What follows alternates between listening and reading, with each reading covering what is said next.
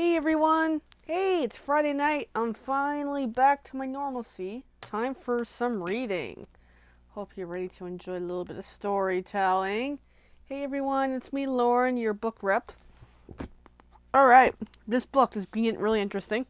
We probably only have very few sessions left because I gotta wrap it and give it to my nephew. Alright, so to recap, I have 8 life points. I've been what's my character? I was kidnapped by some creepy people. I escaped. I ended up in the woods with a creepy lady. She almost killed me because I didn't listen to instructions and whatever. So I'm back in my town, and I found some dude that's gonna maybe help me. That's roughly what I can remember right now. It's been 2 weeks since I read it. Alright, so let's get back at it. So according to this, let's read the last bit here. Is Maddock leads you to an old cottage on the edge of town. It stands little apart from the newer houses that have been built nearby, and its thatched roof looks out of place next to their slate tiles. This used to be a woodsman's cottage, he says, bolting the door and lighting a lamp. Night has fallen, and moonlight shines off the wet cobbles outside. He closes the curtains and hangs up his cloak. On the way to the cottage, she told him all that's happened, and now he's strangely quiet. He pulls 2 seats in front of the kitchen range and stokes the fire.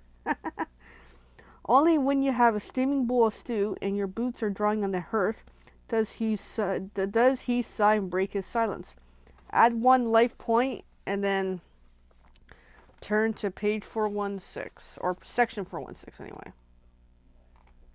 So I already added the life points. I'm at 8. I'm not doing too well. Okay, 416, here we go. Oh my goodness. I've been thinking about how to begin, Maddox says. It's a long story and I only know part of it. The firelight deepens the lines on his face and his eyes are dark wells. I knew your mother. Her name was Adriel. Your breath catches in your throat. Adriel is the name on your locket. The one old Joe found wrapped up in your swaddling clothes when you were left on his doorstep. She had a great hall in the northern reaches of Arkandale, where I was captain of the guards. We often had visitors, sometimes from far outside the kingdom. They were given food and lodging, but they came to consult with your mother. I never knew what they talked about. There were books on her desk written in ancient script. Interesting. So this guy knew Mommy. He pauses and looks into the flames. One night we were attacked. My guards were well drilled, but their forces were strange. These men fought in silence. Their expressions never changed. If one man fell, 2 more stepped over his body, and there were too many to hold. Your father died defending the gate. Even in the firelight, his face looks pale. They forced us back until we held only the upper floor. Someone, or something, called on us to surrender.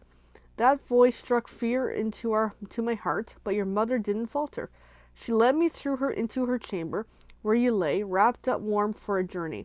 She unlocked the box and handed me a parchment. It stained red between her fingers, and I saw blood soaking through her chainmail. Outside, the cries were drawing near. She gave you a kiss and told me to go. As I climbed from the window with you strapped to my back, the door shuddered. She threw herself up to her full height. Maddox looks you in the eye. She'd hold him off until you were safe, I knew that. He stares right through you into the past, then his shoulders relax. There's not much more to say. I evaded the sentries that ringed the hall and traveled many days to a carpenter's woodshop in Helmsgard, where your father said you'd be safe for a while from enemy spies. He looks at you sadly. But now they found you. If you want to ask more about your father, turn to 115. If you want to ask to see the parchment, turn to 259. I'm going to go 115. I want to know about my daddy. So do a bit of reading tonight, and then go off into the quiet of the night, because I didn't have a good day today. I don't like my day job. Hence why I do this. His name was Althor. He was, I think, your mother's only true friend. I don't know how they met, because he was from Helmsgard and she was not. He knew old Joe, and he said he could be trusted. Whoever raised you could never know who you were. It was the safest way. Idril and Althar, you say quietly. He nods and you ask to see the parchment. 259. So we got to find out about Dada.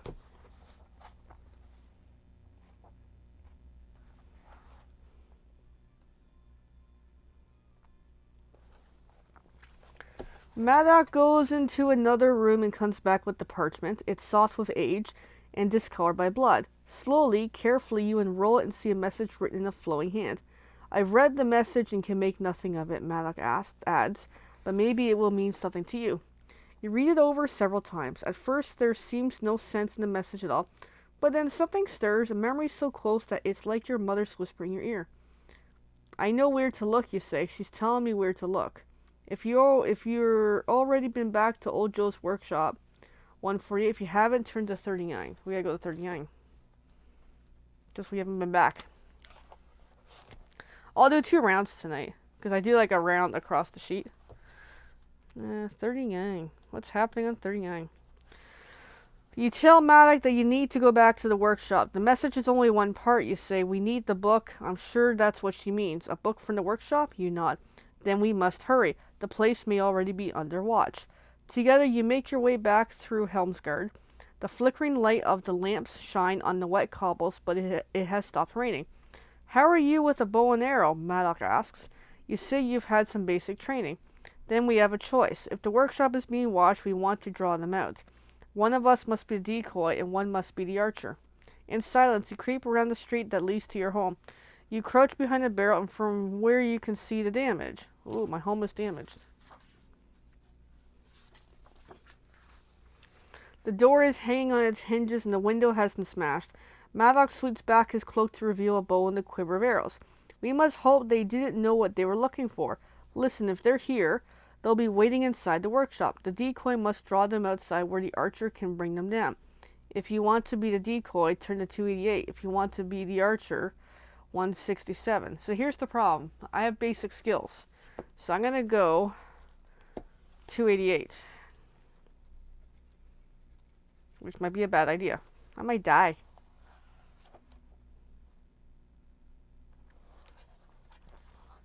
Madoc nods. Stay close to the door so they can't cut off your escape. If there's anyone inside, don't fight them, just get out. Do you understand, Rowan? Yes? Good. Go. Your footsteps seem to fill the night with a slow drumbeat. The broken door hangs half open. You drag it back and step inside. Weak lamplight from the street glints off broken glass, and in darkness something shifts. Roll 1 dice and add both to your sixth sense and athleticism levels. If your score is 11 or higher, turn to that page. If it's lower, turn to the other page. I don't have dice. I forgot to get my dice. I gotta roll twice, but let me grab my phone, which is just on the other side of the room. Come on. Come on. Alright. Now I'm getting all distracted. Dice. Dice roller. Alright. 5 plus 5 is 10. So I rolled a 10. Let's close that up. So if it's 10 or a roll lower, turn to 277.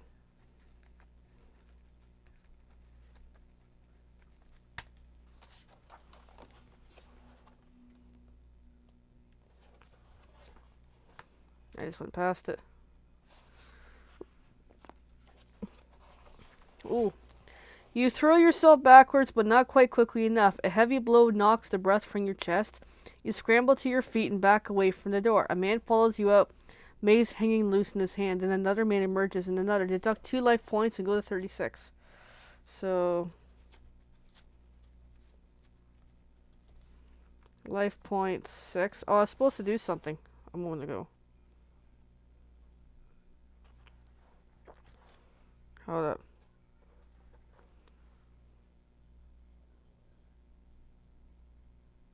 Oh, I didn't do this right.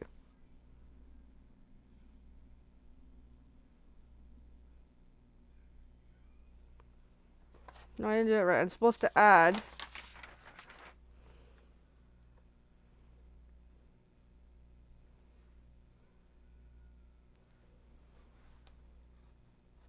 Goes to show I pay attention well. Oh, roll 1 dice. Okay, so it was a 5. Let me start this again. Hold on, hold on. Let's cross it out. I kind of jumped ahead here. So 5, 6, 7, 8, 9, 10, 11. Okay, now I do score 11. Score 11. 4, 3, 4. I didn't read it right. This is complicated. It actually is. Oh my goodness. 4, 3, 4. You throw yourself backwards as something swishes so close that you feel its cold breath on your cheek. A man curses and steps into the light. A mace hanging loose in the sand. You scramble away, but he falls into the street. Then another man emerges in another. Turn to 36.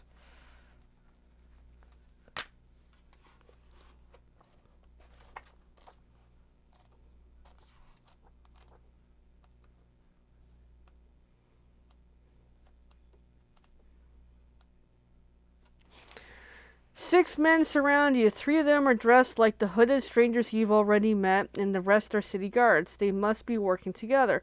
One of the guards starts to chuckle. He reaches for his weapon, but suddenly his chuckle sputters. He looks down to see an arrowhead sticking from his throat. "Get down!" Maddox shouts.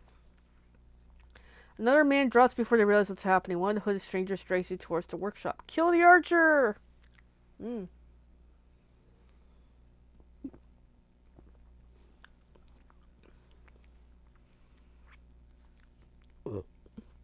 Alright. You're pulled inside, but desperation makes you strong. You twist from his grasp and reach for your flint. So 6 rounds, 2 damage each time.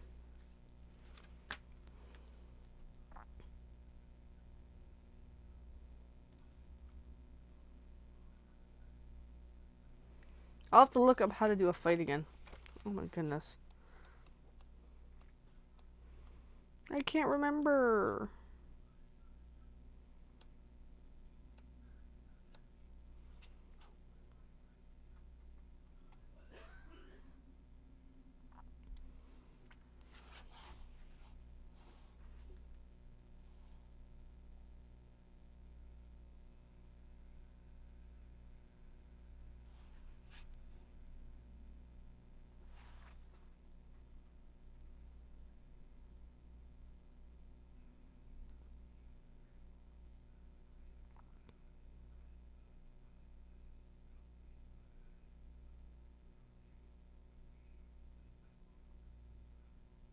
I don't remember how to do the fight. Oh my goodness.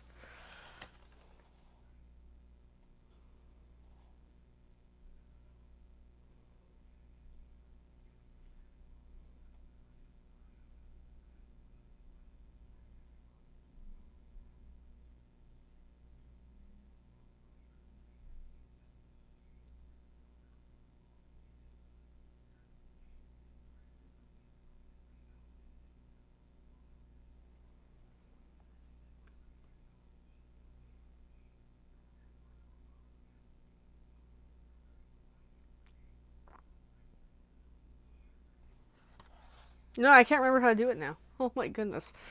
Okay, there's instruction here on how to fight. Okay, let's figure this out. 9 life points before you start.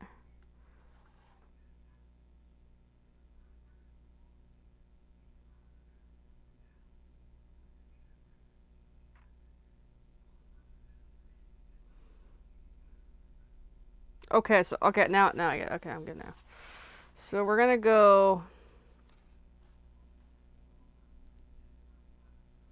I gotta roll 9 or more, okay? Actually no. Yeah. Yeah, I'll just do 7 or more. Whatever. Roll 5 plus 6 is 11. That's a good round. So I deal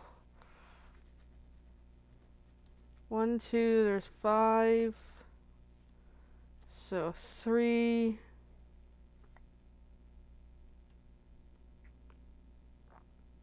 3 and 3 and 6. I lose 2, so I was at 8. 6. 4. 6. That's a good number. 10. Damage 2. They're down to 1. 6. 5. 11. Okay, I win. I win. 159. I'm just guessing here. Alright, let's go 159.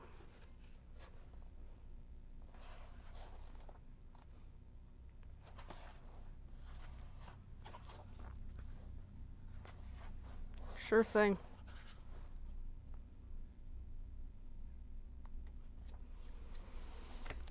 The hooded stranger fights in silence and the expression never changes even when you strike the final blow. He falls to the floor as Maddox runs to the doorway. We've been lucky, he says grimly. Didn't expect them to send 6 men to ambush one child. You must have their respect, Rowan. He looks around the workshop. We should hurry. The night is quiet and we were loud. Reinforcements could be on their way. So 193.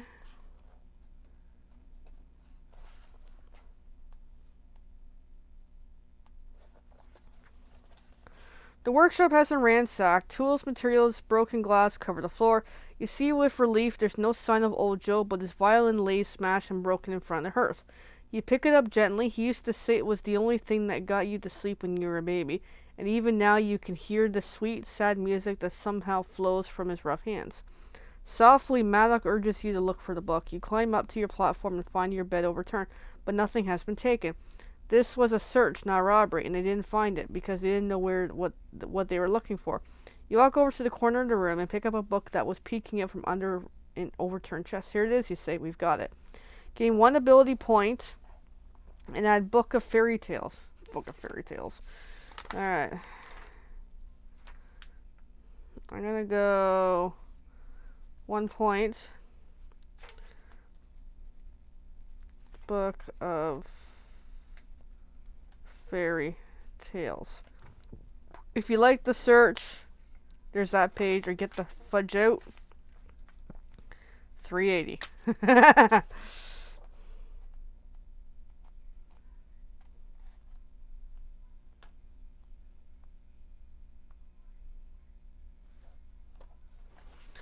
Did you notice how the hooded men never made a sound as they fought? Maddox asks, and their expressions never changed. I've seen that before at your mother's hall when it was attacked. You tell them their leader wasn't there. Ooh, this is choking me up. The man with the pale face and strange eyes, he nods as he reaches his cottage. We better take a look at that book of yours. Turn to 321. And then we're going to end this out very soon.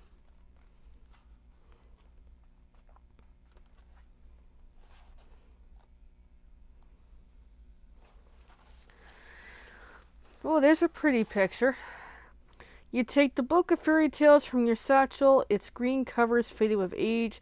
You lay it down on the kitchen table and read out your mother's message. Now turn your thoughts to tales of old, where dragons guard the mountain's gold, and plot your path from east to west, where the sun does rise to where it sets, then up to the moon that's fat and round, but your journey's end burnt underground.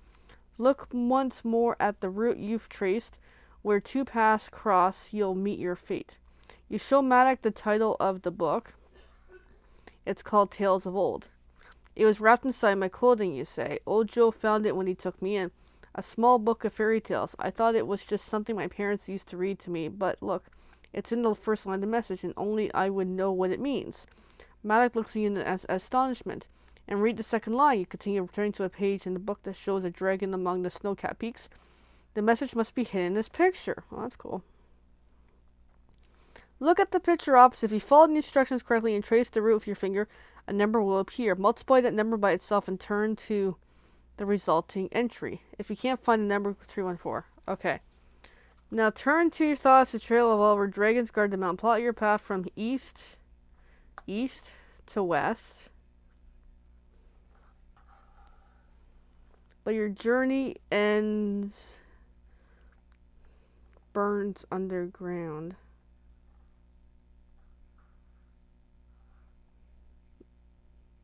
Okay. Where two paths cross, you'll meet your fate.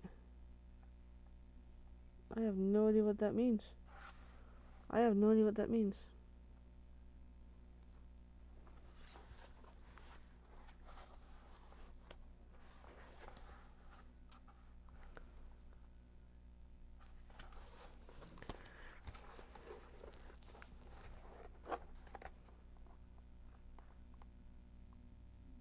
Well, I don't know what that means.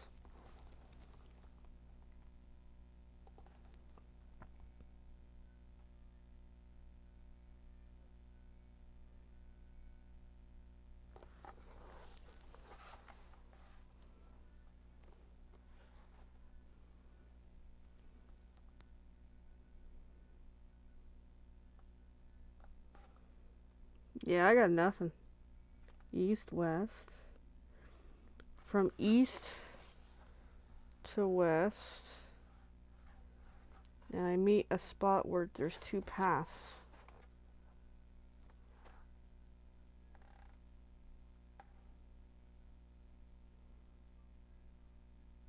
Yeah, I got nothing. Alright, 314. Because I can't find a number. Alright, friends, that's it for today. That was Shadow Chaser. Oh, and I just realized I got the wrong phrase. Sorry, guys. Let me... Oh, give me a moment. Oopsie. The whole time I got the wrong link here. I totally forgot. Alright, that was fun. So, yeah. myubah.ca, and there's my number. Alright, this is what happens when I don't check stuff ahead of time. Alright, friends, I gotta go. It was a pleasure. It was fun. I'm just pressing my buttons. Have a great night. If you're interested in this book, get it. Actually, let's see if it's still available. I'll tell you in a moment. Let's see if this book's still available. It is a lot of fun, but it's a heavy read. It's more complicated than I thought it was going to be. Shadow Chaser, not with the S. Oops, daisy. Yep, she's still on the website. $11.95 for this thick, choose-your-own-adventure book. Isn't that really cool? Alright, friends. Gotta go. Have a great night.